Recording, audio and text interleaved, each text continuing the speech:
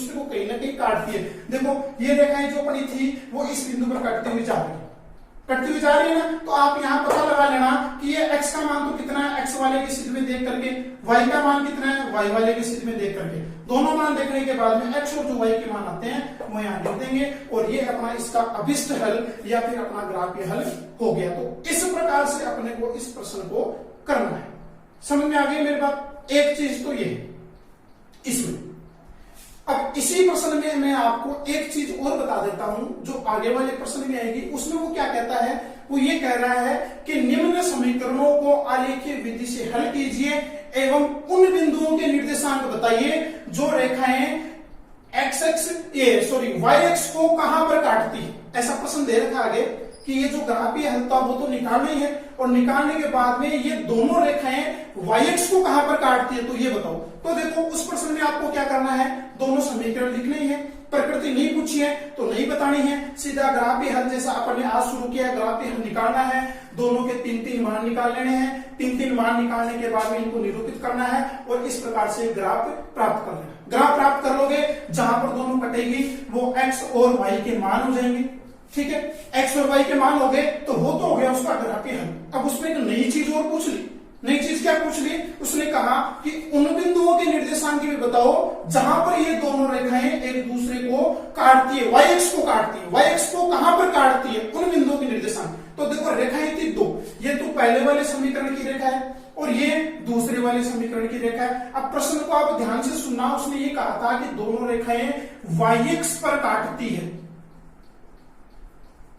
अब y-x पर काटने का मतलब है कि आपको ये दोनों रेखाएं ढूंढनी है कि ये y-x को कहां जाकर के टच कर रही है। जैसे ये पहले वाली समीकरण की रेखा है, ये रेखा इधर से आती हुई ये पहले तो यहाँ टच कर रही थी पर यहाँ तो ये y-x नहीं थी। कौन सी x आ गई? x-x। प्रश्न में क्या पूछा था? y-x। तो आगे चलो, आगे जब अपन जाते हैं तो ये y-x को यहाँ टच कर रही है। आप ग्राफ पेपर में देख लेना आराम से, आपको साफ बिंदु मिलेगा, छोटे छोटे पॉइंटों में भी रहता है तो आप काउंट कर लेना कि कहाँ टच कर रही है। ठीक है, जहां पर कट कर रही है उस बिंदु पर y का मान देख लेंगे। ये तो पहले वाली का आ गया। दूसरे वाले की रेखा कौन सी थी? ये वाली थी। तो इस पर अपन देख लेंगे कि ये कहां टच कर रही है। एक तो यहाँ टच करी, परंतु यहाँ पर तो x-x आ गई। जब आगे बढ़ी तो ये यहाँ टच करती है और ये इसकी y-x आ गई। तो ये y-x को यहाँ टच करती है, ये y-x को यहाँ टच करती है। अब प्रश्न पूछने के उसके तरीके पर ध्यान देना। वो ये कहती है कि उन बिंदुओं के निर्देशांक बताओ जहां पर ये y-x को काटती है। क्या पूछा आपको? निर्देशांक पूछा है। अब निर्देशांक का मतलब ये हो गया कि y का अकेला मान नहीं बता सकते आप। मान लो जैसे ये रेखा आ रही थी और ये काटती हुई x-x पर काटी, y-x को ये यहाँ काट गई। आपने कह दिया कि ये तो y-x को 3.8 पर काट रही है, ये y-x को 3.8 पर काट रही है और आपने नीचे आंसर दे दिया कि पहले समीकरण वाली रेखा y-x को 3.8 पर काटती है। ठीक है, ऐसा आपने उत्तर दे दिया। और प्रश्न में पूछा था उस y-x के निर्देशांक बताओ, तो ये गलत हो गया। गलत कैसे हो गया? क्योंकि इसमें निर्देशांक के रूप में उत्तर पूछा है, न कि एक बिंदु के रूप में। बिंदु के रूप में पूछता है, बिंदु के रूप में देते हैं। निर्देशांक के रूप में पूछा है तो निर्देशांक के रूप में देंगे। जब निर्देशांक के रूप में इसका उत्तर देंगे तो निर्देशांक मैंने आपको पहले कहा दो बिंदु से मिलकर बनता है x और y। पहले x का मान लिखा जाता है, फिर y का मान लिखा जाता है। अब x का मान जब वो y-x की बात कर रहा है तो x का तो मैटर ही खत्म हो गया, x पर तो जाना ही नहीं है। अब जाना ही नहीं है तो x की जगह लिखे क्या? जब x का मान है ही नहीं तो उसकी जगह कितना लिखेंगे? 0। और y-x जहां पर कट कर रही है वो देख लेंगे, जैसे 3.8 है तो 3.8। तो अपन क्या लिख देंगे कि पहले वाले समीकरण की रेखा y-x को 0,3.8 पर काटती है, ये इसका निर्देशांक हो गया। सेम दूसरी वाली रेखा पर जाती है, ये y-x को कहां पर काटती है? मान लो यहाँ काट दिया, इसका निर्देशांक था 0.5। तो इसको क्या लिखेंगे कि ये दूसरे वाले समीकरण की जो रेखा थी वो y-x को कहां काटती है? 0 और 0.5। ठीक है, क्योंकि निर्देशांक के रूप में उत्तर दिया। y-x नहीं पूछ करके वो कह देता कि x-x पर कहां काटती है वो बताओ, कि y-x पर नहीं, वो तो x-x पर बताओ कहां काटती है। तो ये पहले वाली रेखा थी, ये x-x पर यहां काट रही थी, ये दूसरी वाली रेखा है, ये x-x को यहां पर काट रही। तो x-x के निर्देशांक देख लेंगे, जैसे पहले वाली रेखा कहां पर काट रही है? 2 पर। अब बात x-x की हो गई। अब x-x की हो गई मतलब अपने को y पर तो जाना ही नहीं, y पर तो अपने को जाना ही नहीं है। तो बिंदु के निर्देशांक कितने मिलेंगे? 2 और 0, क्योंकि पहले x का मान लिखा जाता है। देखो यहां जब y-x का पूछा गया था तो भी अपन ने पहले x का मान लिखा नहीं था तो क्या था? 0 लिख दिया।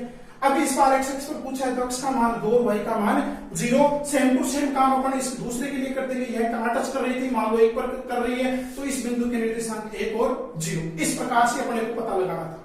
ठीक है, एक चीज और पूछ लेता इसमें, ये कहता है कि जो ये दोनों रेखाएं एक दूसरे को काटती है तो इनके अक्षों पर एक त्रिभुज बनता है, उस त्रिभुज के निर्देशांक बताओ। तो देखो अक्षों पर त्रिभुज कहां बना, देखो ये त्रिभुज बन गया, इनके निर्देशांक बताने।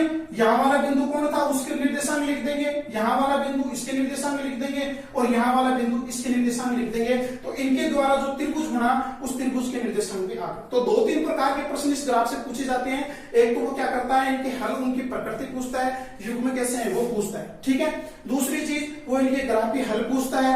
ग्राफी हल ग्राफी विधि से जैसे जैसे करते हैं, जैसे अपन ने बताया कि हर समीकरण के 2-2 मान निकाल लेंगे और निकाल करके उनकी सारणी बना लेंगे, और सारणी बना करके वो उनको ग्राफ में आरोपित करेंगे, और आरोपित करने के बाद में ये कहां काटती है वो देख लेंगे।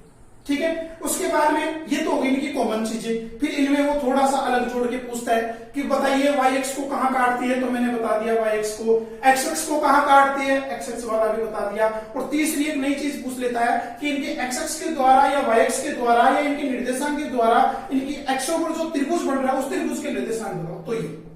तो ये जो आपकी 4.1 प्रश्नावली थी उसमें इतने प्रकार के प्रश्न थे। हल की प्रकृति, ग्राफीय हल, वाई एक्स को कहां काटती है, एक्स एक्स को कहां काटती है, उनके द्वारा जो त्रिभुज निरूपित हो रहा उसके निर्देशांक। तो ये इतना ग्राफ का काम था, ये अपना काम खत्म हो गया। रेखिक समीकरण के द्वारा जो ग्राफ बनते हैं उनका समझ में आ गई। रेखिक समीकरण के द्वारा जो ग्राफ बनते हैं उनका काम खत्म हो गया। उसमें से ये लगभग और लगभग बोर्ड में यही से इन्हीं प्रश्नों में से एक प्रश्न पूछा जाता है 6 नंबर का। यहीं से वो पूछा जाएगा, लगभग हर बार यहीं से आता है और यहीं से चांस ज्यादा रहते हैं वो पूछने के। 6 नंबर का एक प्रश्न पूछा जाता है।